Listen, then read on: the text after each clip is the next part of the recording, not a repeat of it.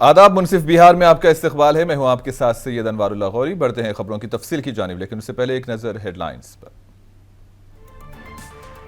RJD leader बीमा भारती ने Purnia Lok Sabha seat से दाखिल किया पर्चे नामजदगी। पप्पू यादव से की हिमायत की अपील।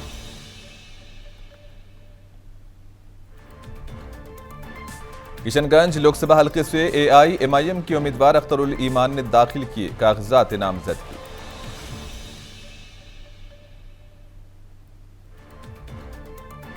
किशनगंज के तालाब में नहाते हुए डूबने से 3 बच्चों की हुई मौत। इलाके में मचा कोहराम।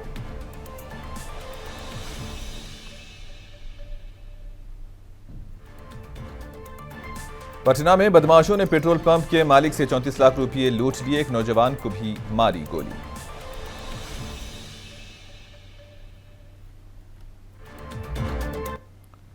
आरजेडी लीडर बीमा भारती ने पूर्णिया लोकसभा सीट से अपना पर्चे नामजदगी दाखिल किया। इस मौके पर मीडिया से बात करते हुए बीमा भारती ने कहा कि उन्होंने आज अपना पर्चे नामजदगी दाखिल कर दिया है। जब उनसे कांग्रेस लीडर पप्पू यादव से मुतालिक सवाल किया गया तो बीमा भारती ने कहा कि इलेक्शन लड़ना हर एक का हक है। बीमा भारती ने पप्पू यादव से उनकी हिमायत करने की भी दरखास्त की। जैसे यहाँ पे पप्पू यादव जी बहुत प्रतीक्षित थे। अच्छा छोड़िए ना, कौन क्या कर रहा है। जो है कि सभी का अधिकार है चुनाव लड़ने का। अब मना तो कर नहीं सकते हैं, हम आग्रह ही कर सकते हैं सभी से। उनसे भी आग्रह करेंगे कि वो हमारे साथ रहे। पप्पू यादव भी नामांकन कर हम तो कहेंगे साथ रहे। समर्थन मिलेगा आपको? पप्पू जी का समर्थन मिलेगा क्या आपको?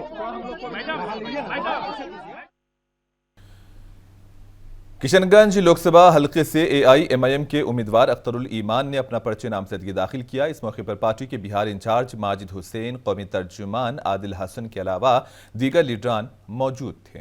वाज़ेह रहे कि MIM ने बिहार की 16 सीटों पर इंतखाबात लड़ने का फैसला किया है। हाँ, जमहूरियत के इस्तेहकाम के लिए हमारे मुल्क में हर 5 साल में पार्लियामेंट्री इलेक्शन होता है और 2024 के पार्लियामेंट्री इलेक्शन के लिए मैंने कुल हिंद मजलिस इत्तेहादुल मुस्लिमीन की जानिब से किशनगंज पार्लियामानी हल्का के लिए फैसद उम्मीदवार अपनी नामजदगी आज दाखिल की। और मेरी लड़ाई इस वक्त है कि सीमांचल के साथ जो बरसों से नाइंसाफ़ी हुई है, बिहार के मुसलमानों अक़लियतों के साथ और बिहार के दलितों के साथ जो जुल्म और नाइंसाफ़ी हुई है, उसके खिलाफ एक तवाना आवाज़ बनकर पार्लियामेंट जाऊँ, उसकी हम कोशिश कर रहे हैं। हम उम्मीद करते हैं कि सीमांचल सहित पूरे सूबे और पूरे मुल्क के लोग, मुल्क से बाहर रखने वाले जो इस खित्ते से रिश्ता रखते हैं, वो हमारे लिए दुआएं करेंगे, हमारी मदद करेंगे।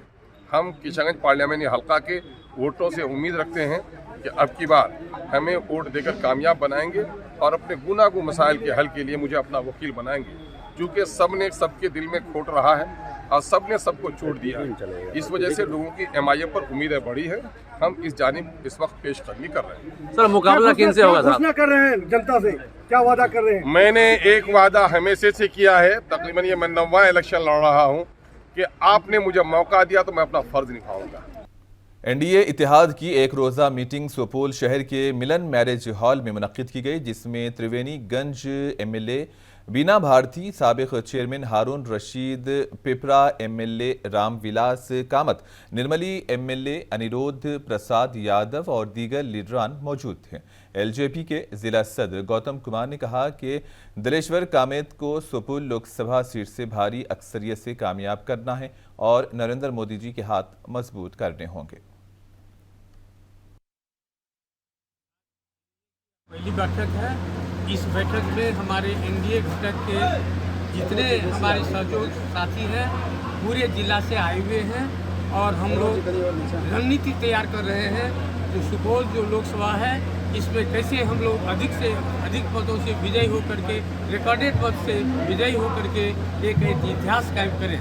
उसके लिए हम लोग रणनीति यहाँ तैयार कर रहे हैं और आपस में सभी दल के लोग चर्चा कर रहे हैं। हमारे 5 घटक दल हैं। आज NDA के सभी घटक दल जो भी हैं, लोजपा, भाजपा, जदयू, सभी के जिला अध्यक्ष एवं सभी जिला के सभी प्रकोष्ठ के जिला अध्यक्ष एवं प्रखंड अध्यक्ष के जो भी नेतागण हैं, सभी आज कार्यकर्ता का जो सम्मेलन है, बैठक है। इसमें हमारे जो NDA के प्रत्याशी, जदयू के प्रत्याशी दिलेश्वर कामत जी यहाँ इस बैठक को संबोधित करेंगे इसी संबंधित हम लोग एक जगह हुए हैं। केंद्रीय गठबंधन की बैठक चल रही है, क्या कहेंगे इसको लेकर? इसमें यही कहेंगे कि हम लोग एनडीए के समर्थित कार्यकर्ता हैं, सिपाही हैं। जैसा ऊपर से निर्देश हुआ है उसका हम लोग अक्षरशः पालन करेंगे और 40 का 40 सीट हम अपने पक्ष में मतदाताओं से मिल करके और आग्रह करके हम लेंगे। बीजेपी भोजपुर के मीडिया इंचार्ज पूनम सिंह ने कहा कि 2 दिन पहले मुल्क ने दिल्ली में इंडिया इत्तेहाद की रैली देखी कि किस तरह मुल्क के तमाम बदउनवान लीडर खड़े हो गए। एक स्टेज पर वो करप्शन बचाने में लगे हुए थे। मुल्क की 140 करोड़ आवाम मोदी का खानदान है और पीएम मोदी आवाम को बदउनवानियों से बचाना चाहते हैं। देखा होगा कि दिल्ली में रामलीला मैदान में जिस तरह से ये भ्रष्टाचारी एनडीए गठबंधन के लोग जो घोटालेबाजों से लिप्त हैं, वो 2 दिन पहले दिल्ली में बैठक करते हैं, रैलियां करते हैं और ये बताते हैं कि आज हम लोग एक मंच पर आए हुए हैं माननीय नरेंद्र मोदी जी का मुकाबला करने के लिए। लेकिन ये भ्रष्टाचारी माननीय नरेंद्र मोदी जी कहते हैं कि भ्रष्टाचार को हटाओ, लेकिन ये लोग कहते हैं कि भ्रष्टाचारी को लाओ, परिवार को बढ़ाओ। ये केजरीवाल जी किस कारण जेल में गए हैं? शराब घोटाले में गए हैं, ये कोर्ट का मामला है। लेकिन ये लोग आरोप लगाते हैं कि ये भारतीय जनता पार्टी और माननीय नरेंद्र मोदी जी करा रहे हैं, ये सरासर गलत है। आज अरविंद केजरीवाल जी जेल में बैठ करके और कह रहे हैं कि हम जेल में रहकर दिल्ली की सरकार चलाएंगे, ये कहाँ का न्याय है? जबकि एक मुख्यमंत्री को खुद चाहिए था कि जब हमारे पर कोई आरोप लगता है तो वो इस्तीफा दे, लेकिन वो या तो गैंग जेल में बैठकर तो गैंग ही चलाया जा सकता है। लेकिन केजरीवाल जी को सूचना होगा। आज मुजफ्फरपुर और कांटी की मारूफ शख्सियत मोहम्मद कमरुद्दीन का कहना है कि वोटर्स का मौक़िफ़ अब तब्दील हो रहा है। पहले जो वोटर्स कांग्रेस, आरजेडी और बाएं बाजू पार्टियों की तरफ रुझान रखता था, अब मोदी की हिमायत में आवाज़ उठाना शुरू कर दिया है। कमरुद्दीन ने कहा कि अक़लियती तबके के वोटर्स भी अपना मौक़िफ़ तब्दील करते नजर आ रहे हैं। मैं कहना चाहता हूँ, मैंने जंगल का शासन काल भी देखा है और सुशासन बाबू का सरकार भी देखा है। हमको गोदरा का सीढ़ी दिखाया जाता था, डराया जाता था कि भाजपा की सरकार आएगी, मुसलमानों को गाजर मूली की तरह काट दिया जाएगा। लेकिन आज देखिए, हम लोग स्वतंत्र रूप से आराम से सर उठा के अपना जीवन शैली को जी रहे हैं। भाजपा से मुझे कोई तकलीफ नहीं साहब, कोई तकलीफ नहीं। मैं चाहता हूं भाजपा के जैसे कांग्रेस ने 70 साल तक हिंदुस्तान पर शासनकाल राज किया है, मैं भी चाहता हूं भाजपा का भी शासनकाल 70 साल तक शासनकाल हो। थोड़ी मोड़ी गलतियां तो किसी पार्टी से होती है साहब, कुछ अटांग पटांग लोग बयान दे देते हैं। तब मैं लोगों से अपील करना चाहूंगा कि अटांग पटांग बयान मत दीजिए। मोदी जी का सोच है सबका साथ सबका विकास, सब जाति धर्म को लेकर चलने वाला सोच है, तो अच्छा सरकार रहेगा। बहुत इंफ्रा का डेवलपमेंट हुआ है हिंदुस्तान में मोदी के रीजन में।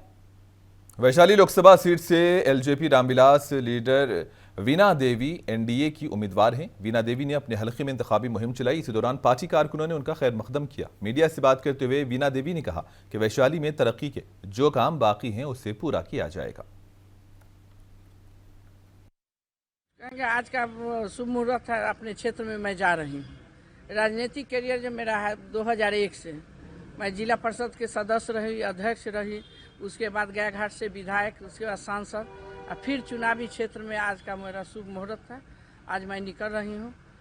सबसे पहले तो मैं स्वर्गीय रामविलास पासवान जी, ये जो हमारे संस्थापक हैं पार्टी के, उनका भी आशीर्वाद ऊपर से है मेरे साथ। माता जी हैं, चिराग जी के जो माता जी हैं, उनका भी आशीर्वाद है। हमारे राष्ट्रीय अध्यक्ष जी के भी हम पर विश्वास करके फिर से मुझे टिकट दिया है चुनावी क्षेत्र में जाने के लिए, तो उनके विश्वास पर मैं खड़ी उतरूंगी। विकास को किन मुद्दाओं से विकास का तो बहुत सारा होता ही है क्षेत्र में, तो कितनों विकास कीजिए, विकास अधूरे होता है, हमेशा रहता है जनता के बीच। तो जो भी काम बाकी है, जो अभी तक किए हैं, जो भी विकास बाकी है, वो आगे क्रम में हम पूरा करेंगे। हमें भी दुख है, एगो एयरपोर्ट मुजफ्फरपुर में नहीं है। एयरपोर्ट के सदन में भी हम आवाज़ उठाए थे, आप लोग भी सुने थे, आप लोग भी छापे थे, उसको दिखाए थे सभी लोग के बीच में। तो उसका फिर से मेरे प्रयास रहेगा जो एयरपोर्ट हमारे जिला में पता ही हवाई अड्डा बने। बीजेपी रहनुमा और बिहार के साबिक नायब वज़ीर आला सुशील कुमार मोदी कैंसर में मुब्तला हो गए हैं। ये इत्तला इन्होंने खुद दी है। इन्होंने कहा कि मैं गुज़िश्ता 6 माह से कैंसर के मर्ज से निबरदाज़मा हूं। अब मुझे लगा कि लोगों को बताने का वक्त आ गया है। मैं लोकसभा इलेक्शन में कुछ नहीं कर पाऊंगा। इन्होंने कहा कि मैंने इस सिलसिले में वज़ीर आज़म को सब कुछ बता दिया है। मैं हमेशा शुक्रगुजार रहूँगा और हमेशा मुल्क, बिहार और पार्टी के लिए वक्फ रहूँगा। सुशील मोदी तवील अरसे तक बिहार के नायब वज़ीर आला रहे हैं। बिहार की सियासत में उनकी एक अलग पहचान रही है। नीतीश कुमार के साथ उनकी जोड़ी बहुत ख़ास समझी जाती रही है और इस बीमारी की वजह से वो कुछ अरसा सियासत से दूर रहे और इसी बीमारी को इसने बहुत दिनों तक छुपाए रखा। आने वाले लोकसभा इंतखाबात के पेश नज़र बिहार बीजेपी के लिए ये एक बड़ा झटका है। पार्टी में उनकी सरगर्मी खासी रही है। बिहार के नायब वज़ीर आला रहने के अलावा सुशील कुमार मोदी राज्यसभा के रुकन भी रह चुके हैं।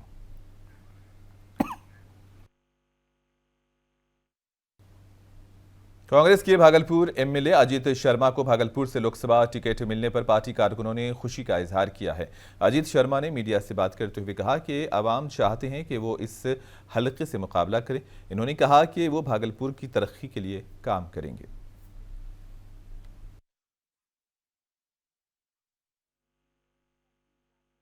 संशय की घड़ी खत्म हो गई, टिकट मिला है आपको, क्या कुछ कहिएगा? क्या संशय था जो आप संशय घड़ी खत्म हो गई? हाँ, निश्चित तौर पर पूरी जनता का जो अपेक्षाएं थी कि मुझे चुनाव लड़ना चाहिए लोकसभा में, आज जब अनाउंसमेंट हुआ एआईसीसी में कि हम चुनाव लड़ रहे हैं, संशय इसको मत बोलिए, जनता की आवाज थी कि विकास के लिए अजीत शर्मा को चुनाव लड़ना चाहिए। जबकि मैं विधायक हूं यहाँ, फिर भी जनता चाहती थी मैं लोकसभा चुनाव लड़ूं। इसलिए जनता की आवाज हमारे पार्टी के आला कमानों ने, चाहे वो राष्ट्रीय अध्यक्ष खड़गे साहब हो, आदरणीय राहुल गांधी हो, मैडम सोनिया गांधी हो, आदरणीय लालू प्रसाद यादव जी हो, तेजस्वी यादव जी हो, हमारे प्रदेश अध्यक्ष डॉक्टर अखिलेश प्रसाद सिंह हो, सबने जनता की आवाज सुनी और मुझे आज उम्मीदवार बनाने की घोषणा हुई है। मैं अभी पटना जा रहा हूँ सिंबल लेने के लिए, उसके बाद आके 4 तारीख को नॉमिनेशन करूंगा। आज नॉमिनेशन हमारे सांसद ने किया है, अजय मंडल जी ने। आप देखिएगा नॉमिनेशन में पूरी अपार भीड़ आएगी। जनता इतनी उत्साहित है, वो भीड़ को देख के समझ जाइएगा आप लोग मीडिया बंधु कि चुनाव अजीत शर्मा नहीं, विकास की जीत होगी, भागलपुर की जनता की जीत होगी। भागलपुर लोकसभा आम इंतखाबात के लिए आज 5वें दिन कई उम्मीदवारों ने अपने कागजात नामजदगी दाखिल किए। छोटेलाल शाह भागलपुर से अजीत शर्मा को हराने के लिए मैदान में उतरे हैं। छोटेलाल पार्वती मोहल्ले के रहने वाले हैं। डिप्टी मेयर के ओहदे के लिए भी इलेक्शन लड़ चुके हैं। होगा भागलपुर की जो समस्या है उसका होगा। बेरोजगार नौजवान जो है उनको जो है उनके डिग्री और सम्मान के आधार पर उनको जो है रोजगार मिले, यह मुद्दा होगा। ग्रामीण क्षेत्र में रोड की मुद्दा है। विक्रमशिला विश्वविद्यालय जो खंडहर में तब्दील है उसको निखारने का काम होगा, यह मुद्दा होगा मेरा। और सबसे बड़ी मुद्दा मेरा यह होगा कि मेरी ऊर्जा आपको ऊर्जावान बनाएगी, बुझे हुए दीप को रोशनदान बनाएगी। एक बार मौका मिला तो भागलपुर को विश्व का पर्यटक स्थान बनाएगी। तमाम भागलपुर की समस्याओं के साथ हम मैदान में आए हैं। शिक्षा है, स्वास्थ्य है, सड़क है, नाला है और रोजगार है, इन सभी मुद्दों के साथ हम भागलपुर में आए हैं। देखिए, हमारा मुद्दा तो हम लोग पिछले 2 वर्ष से पूरे देश में जनता जो कर्ज में दबी हुई है उसके लिए हम लोग आवाज़ उठा रहे हैं और कर्जे के कारण जो जनता मर रही है उसके लिए आवाज़ उठा रहे हैं। उनको बचाने के लिए आज हमें सड़क से संसद तक का सफ़र तय करना पड़ रहा है। आरजेडी के तर्जुमान एजाज अहमद ने कहा कि झारखंड के सीनियर बीजेपी लीडर साबिक वजीर गिरिनाथ सिंह ने झारखंड से अपने सैकड़ों हामियों के साथ पटना पहुंचकर आरजेडी में शमूलियत इख्तियार की। पटना में आरजेडी के रियासती सदर जगदानंद सिंह, जनरल सेक्रेटरी अब्दुल बारी सिद्दीकी, भोला प्रसाद यादव ने साबिक वजीर और बीजेपी लीडर गिरिनाथ सिंह का आरजेडी में इस्तकबाल किया। आरजेडी लीडर्स ने कहा कि पार्टी तमाम तबकात को साथ लेकर चलने में यकीन रखती है। इन्होंने गिरिनाथ सिंह के आरजेडी में शामिल होने को झारखंड में पार्टी के मजीद मजबूत होने की उम्मीद जाहिर की है। और आशा करते हैं जीवन के जितने शेष दिन बचे हैं, झारखंड राज्य में राष्ट्रीय जनता दल की ताकत को बढ़ाने का काम लगातार करते हैं। हम लोग की तरफ से राष्ट्रीय जनता दल के सभी लोगों का सम्मान दिया जाता रहा है, लेकिन समय समय पर किसी कारणों से गलतफहमी के शिकार हमारे ही साथी होते रहे हैं। सिर्फ यही कहना है कि मैं पुनः अपने घर में वापस आया हूँ।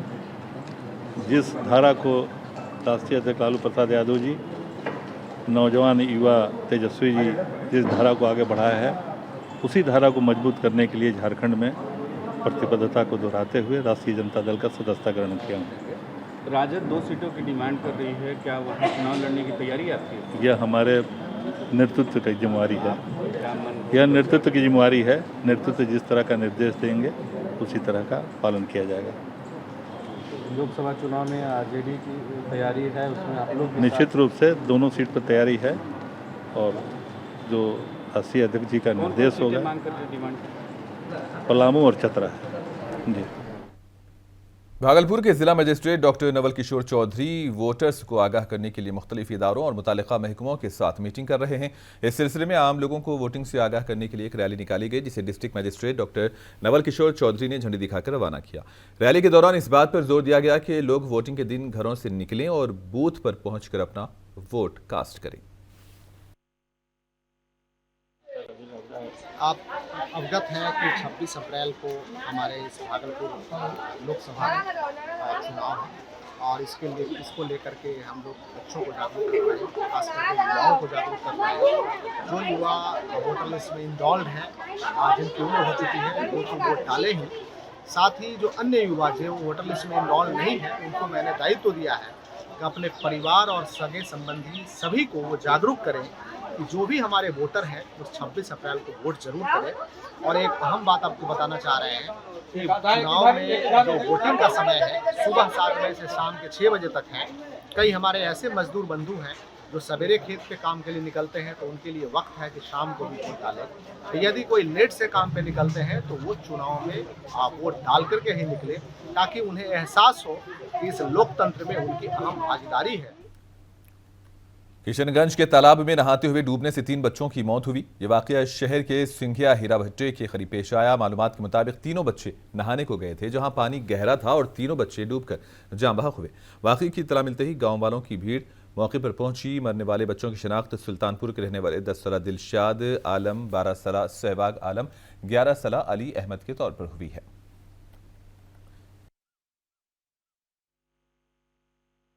सूचना हमें मिली कि 3 बच्चों की तालाब में डूबने से मृत्यु हो गई है, तो उसी को बॉडी को सदर हॉस्पिटल में पोस्टमार्टम की प्रक्रिया के लिए आगे की कार्रवाई की जा रही है। यही मामला है। सिलेक्ट कर लिया गया। तीनों बच्चे कहाँ है ये बच्चे? क्या चीज़? कितने बच्चे कहाँ? 3 बच्चे के चकला पंचायत के हैं। चकला पंचायत के हैं तीनों बच्चे। तो जो सरकारी मुआवजा है वो उनको बच्चे हाँ, पोस्टमार्टम के लिए बोला गया है। परिजन 2 राजी हैं पोस्टमार्टम के लिए। एक को अभी उनके परिजन को भेजा गया है मुखिया के थ्रू भी कि अपने बच्चे का पोस्टमार्टम करा लें, ताकि उनको भी सरकारी मुआवजा जो भी है पोस्टमार्टम के बाद जो प्रक्रिया है, प्रक्रिया के अंतर्गत उनको मिल जाए। धन्यवाद सर। Thank you. मेरा नाम राहुल कुमार है। पटना में बदमाशों ने बैंक में रकम जमा कराने जा रहे पेट्रोल पंप के मालिक पर गोलियां चलाकर 34 लाख रुपए की रकम लूट ली। ये वाकया गिरदानीबाग थाना इलाके के साधनापुरी के करीब पेश आया। 2 मोटरसाइकिलों पर सवार 4 बदमाशों ने पेट्रोल पंप मालिक की कार को ओवरटेक करके डकैती की वारदात अंजाम दी। इसी दौरान बीच बचाव के लिए आए एक मुकामी नौजवान को भी गोली मार दी गई, जिससे वो जख्मी हुआ। पुलिस इस मामले की जांच कर रही है। आसपास के इलाके में नस्ब सीसीटीवी कैमरों की भी मदद ली जा रही है।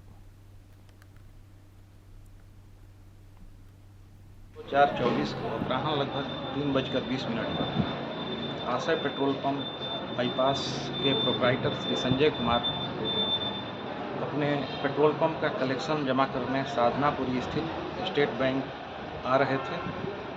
ये एक कार में सवार थे। इनकी कार को इनका ड्राइवर चला रहा था और इनके साथ और अन्य 2 व्यक्ति थे। ये पैसे को बैग में रखे हुए थे। साधनापुरी स्टेट बैंक ब्रांच पहुंचने के तुरंत पहले 2 बाइक पर सवार अपराधी इनके कार को घेर कर फायरिंग करने लगे और इनमें से एक अपराधी दौड़कर इनके कार से पैसे भरा बैग लेकर सभी अपराधी भाग निकले। पुलिस सूचना मिलते ही घटनास्थल पर पहुंची।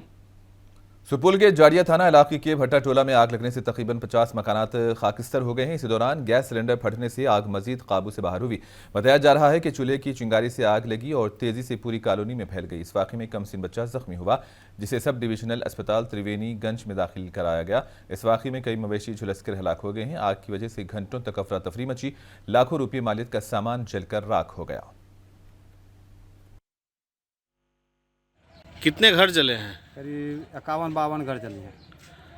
कितना का नुकसान हुआ है? लमसम जो है बहुत का नुकसान हुआ है, करोड़ों रुपया का। जान माल की भी क्षति हुई है जी। लोगों बकरी ज़्यादा जला है, मवेशी जो है 4-5 ठो जला है। लोगों के झुलसने की भी बात सामने आ रही है। 2 आदमी झुलस गए हैं जी।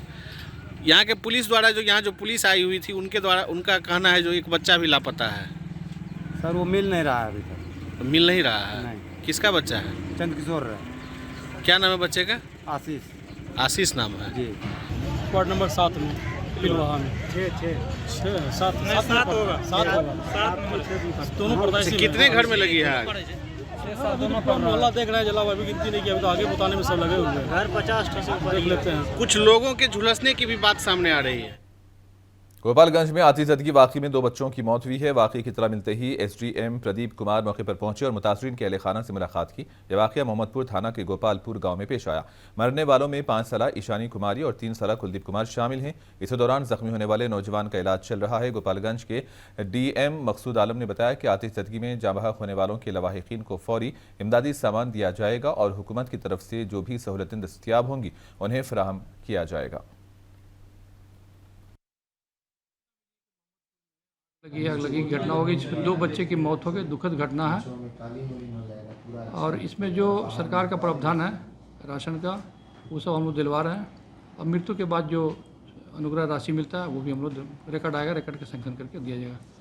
एक और अपील है लोगों से, आपके मीडिया के माध्यम से अपील है कि गर्मी आने वाला, टेम्परेचर बढ़ रहा, तो जो चूल्हे पर खाना ना बनाते तो 9 बजे के पहले खाना बना लें, ताकि गर्मी जैसी है तो उस समय में खाना बनाने की नौबत नहीं है और उससे थोड़ा सा। भागलपुर के भावारगंज की एक खातून ससुराल वालों की हरासानी से परेशान होकर पुलिस स्टेशन पहुंची। मुतासरा खातून रिंकी की शिकायत पर पुलिस ने इसके शौहर और 2 भाइयों को तलब किया। रिंकी के मुताबिक ससुराल वालों ने जहेज का मुतालबा किया, ना देने पर इस तरह से हरासा किया गया।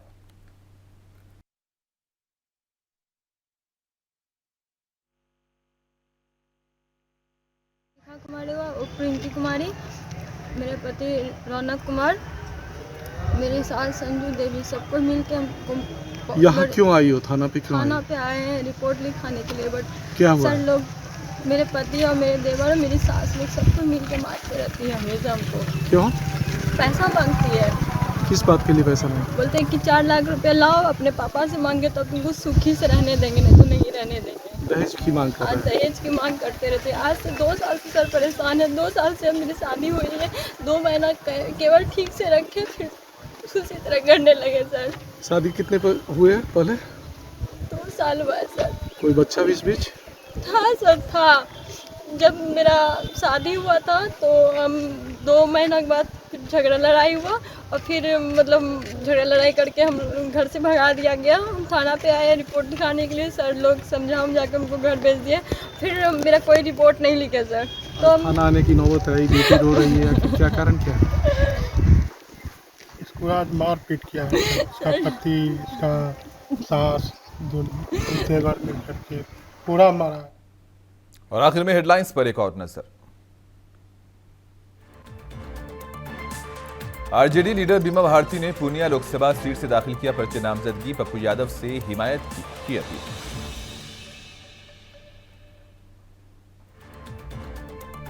किशनगंज लोकसभा हलके से एआईएमआईएम के उम्मीदवार अख्तरुल ईमान ने दाखिल किए कागजात नामजदगी।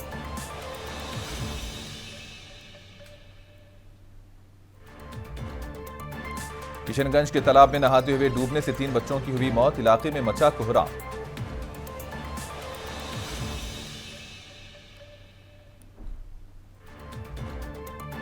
पटना में बदमाशों ने पेट्रोल पंप के मालिक से 34 लाख रुपए लूट लिए। एक नौजवान को भी मारी गोली।